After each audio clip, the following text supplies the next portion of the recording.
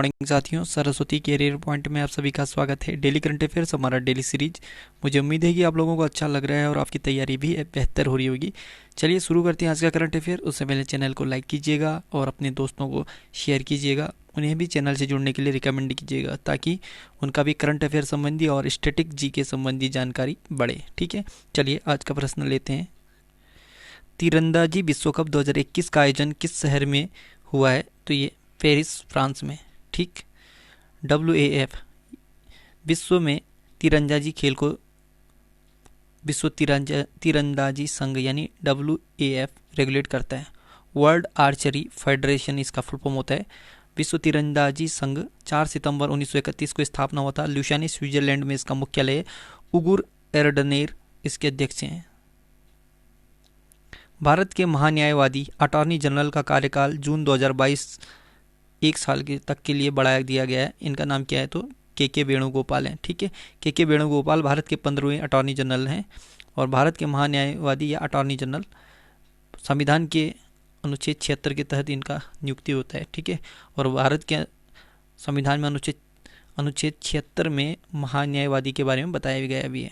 ठीक, भारत के प्रथम महान्यायवादी थे MC सीतलवाड़। भारत के प्रथम विधि अधिकारी कौन होता है? तो ये महान्यायवादी होता है। महान्यायवादी की नियुक्ति राष्ट्रपति करते हैं।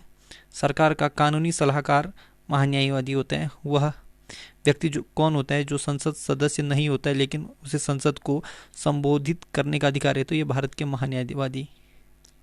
भारत के महान्यायवादी का जो कार्यकाल होता है ये राष्ट्रपति के इच्छा अनुसार होता है और उसे मिनिमम 4 साल के बाद, इनका मैक्सिमम 5 साल के बाद परिवर्तित किया जा सकता है।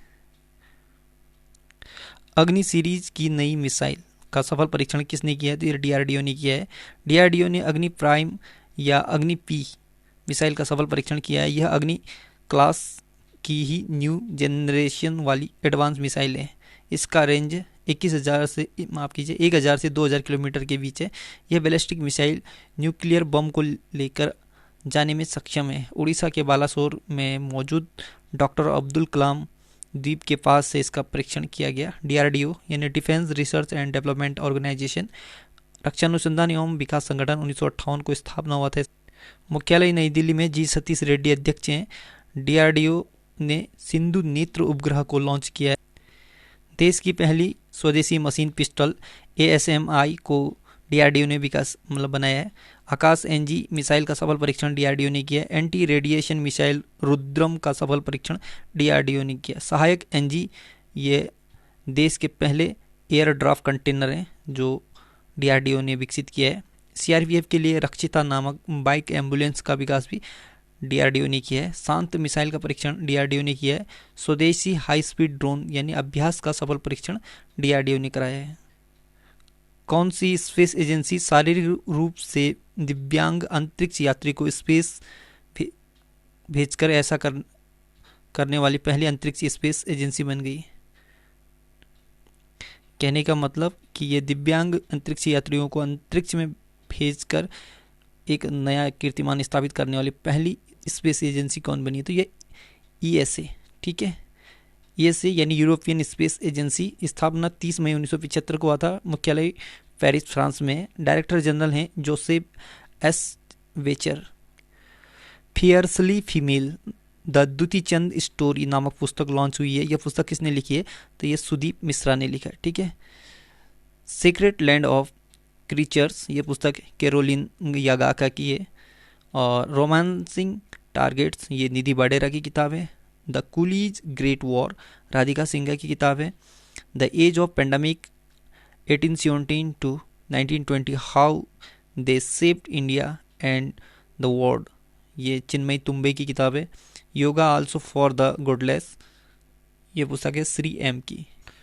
दुनिया की नंबर 1 तीरंदाज कौन बनी है? तो ये दीपिका कुमारी बनी है। ठीक है, विश्व कप तीरंदाजी स्टेज 3 में शानदार परफॉर्मेंस करने वाली तीरंदाज दीपिका कुमारी दुनिया की नंबर 1 तीरंदाज बन गई है। पेरिस में आयोजित हुए तीरंदाजी विश्व कप में दीपिका ने गोल्ड मेडल की हैट्रिक लगाई और इस इतिहास को पूरा करने में सफल रही। विदेशी कामगारों के लिए दुनिया का सबसे महंगा शहर कौन सा बना है? तो ये अशगाबाद वार्षिक रिपोर्ट में आवास, भोजन और परिवहन जैसे खर्चों के लागत के आधार पर 209 शहरों की रैंकिंग की गई। शीर्ष 10 के अधिकांश शहर वे जहां आर्थिक विकास से जीवन यापन की लागत में वृद्धि में योगदान दिया। अशगाबाद तुर्कमेनिस्तान देश की राजधानी है। भारत के महंगे शहर में मुंबई 18वें स्थान पर है, नई दिल्ली 117वें स्थान पर और चेन्नई 158वें स्थान पर। इस रिपोर्ट को जारी करने वाला था कंसल्टेंसी फर्म मर्सर ने जारी किया। स्टेरियन ग्रैंड प्रिक्स 2021 का खिताब किसने जीता था? मैक्स वेरस्टेपेन ने जी। ग्रैंड प्रिक्स एक तरह की F1 फार्मूला कार रेस है। मैक्स वेरस्टेपेन नीदरलैंड के रेडबुल के ड्राइवर हैं। टॉप 5 ग्रैंड प्रिक्स देखें तो फ्रेंच ग्रैंड प्रिक्स 2021 मैक्स वेरस्टेपेन ने जीता है। फ्रेंच ओपन 2021 महिला का खिताब ये बारबोरा क्रेजिकोवा ने। अजरबैजान ग्रैंड प्रिक्स 2021 ये सर्जियो पेरेज ने। और मोनाको ग्रैंड प्रिक्स 2021 मैक्स वेरस्टेपेन ने जीता है। पुर्तगाली ग्रैंड प्रिक्स 2021 ये लुइस हैमिल्टन ने जीता है। राष्ट्रीय डेयरी विकास बोर्ड यानी NDDB के नए चेयरमैन कौन बने हैं? तो मिनेश शाह वर्षा जोशी की जगह लेंगे। NDDB national dairy development board 16 जुलाई 1965 को स्थापना, आनंद गुजरात में इसका मुख्यालय है। Spanish princess of Asturias literature award 2021 से किसे सम्मानित किया गया? तो ये एमानुएल कैरेर को। फ्रेंच नॉन फिक्शन लेखक एमानुएल कैरेर को उच्च साहित्यिक वेन में अपनी गैर काल्पनिक पुस्तक के लिए Spanish princess of Asturias literature award 2021 से सम्मानित किया गया है। चलिए कुछ स्टैटिक देखें तो पेरिस फ्रांस की राजधानी है। किस नदी के किनारे हैं? तो ये सीन नदी के किनारे है। न्यूयॉर्क USA किस नदी के किनारे है? ये हडसन नदी के किनारे है। वाशिंगटन DC ये पोटोमेक नदी के किनारे है। काहिरा ये मिस्र की राजधानी है। नील नदी के किनारे है। किस देश को नील नदी का वरदान कहते हैं? तो ये मिस्र को कहते हैं। लाहौर पाकिस्तान ये रावी नदी के किनारे है। वॉन जर्मनी का एक शहर है, यह राइन नदी के किनारे है। 2020 में शांति का नोबेल पुरस्कार किसे मिले? तो विश्व खाद्य कार्यक्रम यानी WFP ये रोम इटली है, इसे दिया गया।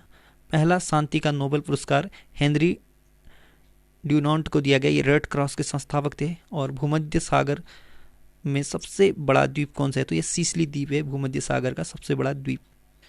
कुछ ऐतिहासिक घटना देखें तो 1269 में फ्रांस के राजा लुई ने सभी यहूदियों को शर्म का वेला पहनने का फरमान जारी किया था। 1754 में अल्बानी कांग्रेस 7 ब्रिटिश उपनिवेशों और इरकोई इंडियनों द्वारा आयोजित की गई थी। 1717 में नई यरूशलेम में इसकी जनरल चर्च की स्थापना हुई थी।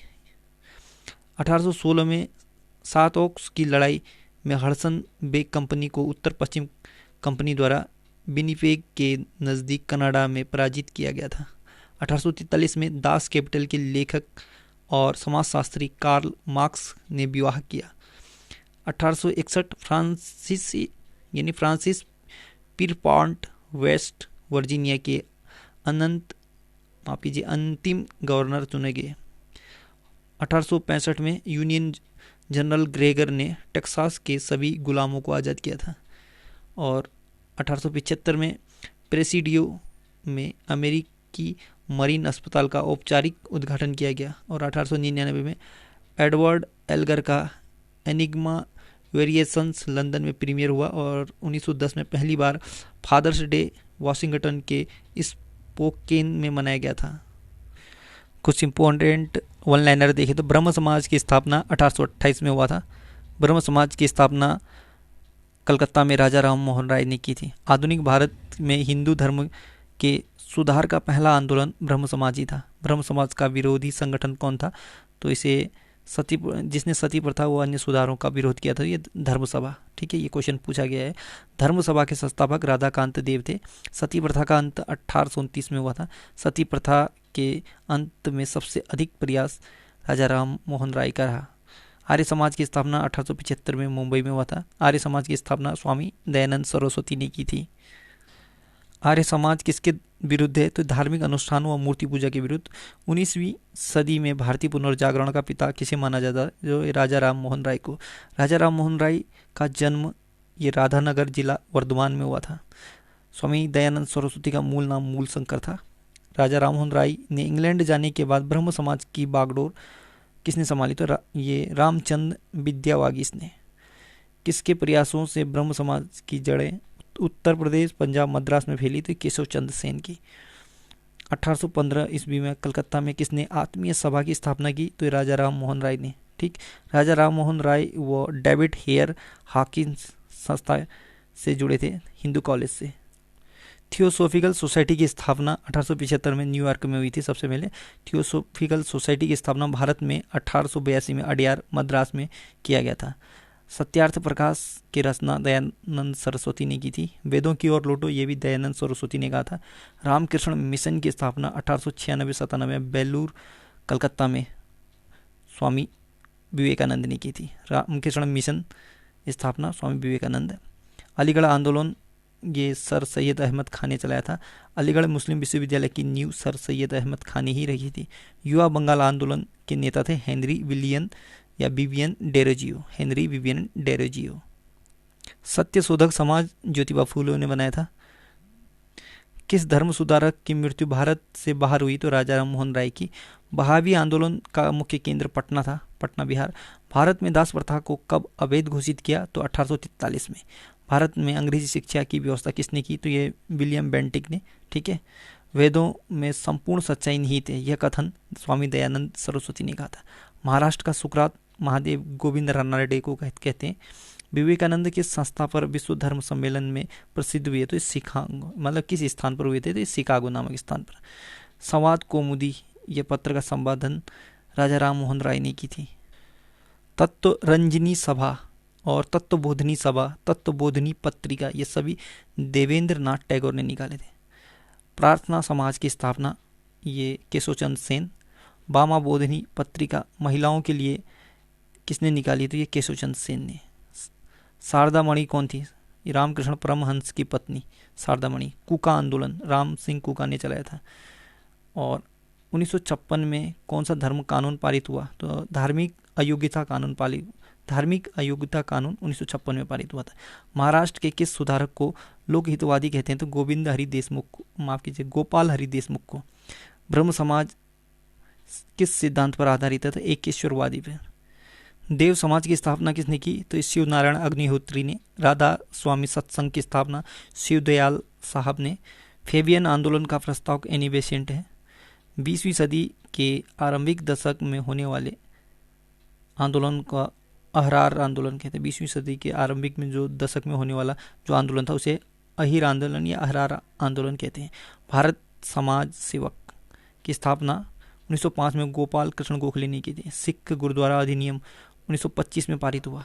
रामकृष्ण परमहंस का मूल नाम गदाधर चट्टोपाध्याय था। डॉक्टर एनी बेसेंट भारतीय राष्ट्रीय कांग्रेस की अध्यक्ष बनी 1917 में। शिकागो विश्व धर्म सम्मेलन में स्वामी विवेकानंद ने कब भाग लिया? तो ये 1893 में। प्रीसेप्ट्स ऑफ जीसस की रचना राजा राम मोहन राय ने की थी। राजा राम मोहन राय की फारसी पुस्तक जिसका प्रकाशन 1809 में हुआ था तो ये फुतुहत उल मुवाहिदीन। वेदांत कॉलेज की स्थापना राजा राम मोहन राय ने की थी। राजा राम मोहन राय को किसने युगदूत कहा? तो सुभाष चंद्र बोस ने कहा था युगदूत। तो साथियों, आज का करंट अफेयर और स्टैटिक जीके का क्लास यहीं पे समाप्त होता है। कल एक नई कंटेंट के साथ फिर हाजिर होंगे। तब तक के लिए good luck, have a nice day. पढ़ते रहिए, मेहनत करते रहिए। आपका दिन शुभ हो।